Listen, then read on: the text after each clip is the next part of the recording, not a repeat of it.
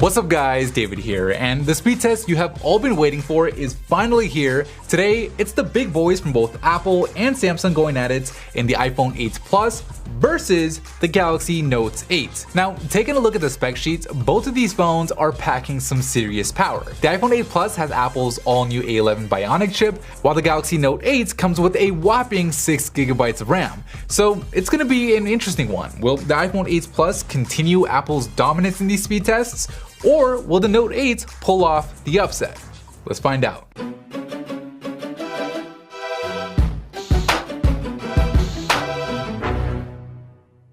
Learn all about the iPhone and how it came to be in The One Device, a book that reveals the secret history of the phone that changed the world, with exclusive interviews with some of the engineers and developers who helped build it. Listen to it for free with your 30-day Audible trial at the link below. Alright, so we'll kick things off by starting the stopwatches on each phone and then jump right into the first row of system apps, where right off the bat, the Note 8 gets the step over the iPhone, already moving on to the second row and pulling a full lap ahead early on in this speed test, with the iPhone falling even further behind, loading both Facebook and Snapchat at a slower rate.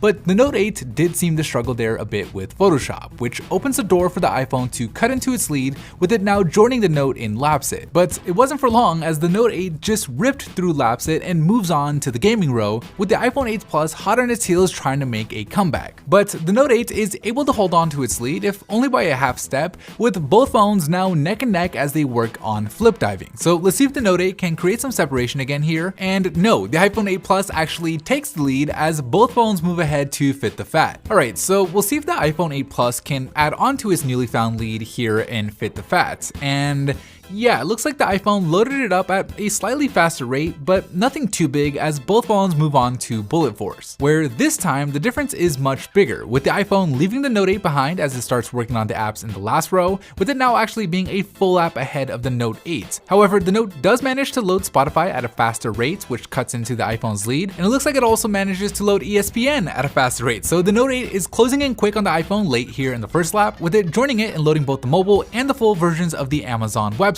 where the iPhone finishes first with a time of 1 minute and 27 seconds, with the Note 8 coming in just 3 seconds later with a time of 1 minute and 30. Alright, so this is where it'll get interesting. Will the 6GB of RAM be enough for the Note 8 to keep all of the apps open, and can the Note 8 possibly make a comeback? The iPhone has kept all of the apps open so far without any issue, but it stutters on Subway Surfers, with the Note 8 having it open and ready to go, allowing it to take the lead late here in the second lap. So at this point, it's the Note 8's race to lose, with all it having to do is keep the rest of the apps open. And so far, so good, with it keeping the calendar, the gallery, and the camera apps all ready to go, allowing the Note 8 to finish first with a time of 2 minutes and 1 second, with the iPhone 8 Plus failing to keep the last 3 apps ready to go, causing it to finish 6 seconds later with a time of 2 minutes and 7 seconds, making the winner the Galaxy Note 8. Alright, so really interesting results, right? Like, while I'm impressed by the performance from the Galaxy Note 8, I am somewhat surprised by the performance from the iPhone 8 Plus. I was honestly expecting it to be a lot faster, especially given what we saw last year with the iPhone 7 Plus,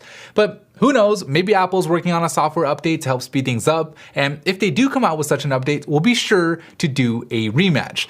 Now, before we take a look at the individual app load up times, I want to give a big thanks to Audible for sponsoring today's video. Audible is the best way to listen to audiobooks. Like, I've been using them for years now, and pretty much anytime I'm in my car, I'm listening to a book on Audible. And some of my favorite features are things like speed control, where you can adjust how fast a book is read back to you. I personally listen to everything at 1.5x, which, you know, some people who get in my car say it's too fast, but I love it because it lets me get through my books just so much faster. Another great feature is the ability to save clips. So if you hear an interesting fact in a book that you're reading, you can actually save that specific clip and go back to it later. Audible has a huge selection of books that you can choose from. The one I'm reading right now is The One Device, a book that uncovers the secret history of the iPhone with exclusive interviews with the engineers and the developers who actually helped build it. So if you're into tech, even if you're not an iPhone fan, it's definitely a book that I'd recommend checking out. And the best part is you can listen to it or any other book that you want for free with your 30-day trial at audible.com/phonebuff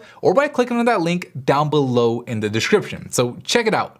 Alright, here are the individual app load-up times from the first lap, where the Note 8s beat the iPhone 8 Plus in pretty much all the lightweight apps, but where the iPhone got the edge in the more heavy-duty apps. Obviously, the iPhone stumbled in the second lap, making the Note 8 the faster phone overall. Anyways, that is it for me in this video. Thank you guys for watching, and as always, I'll see you in the very next episode.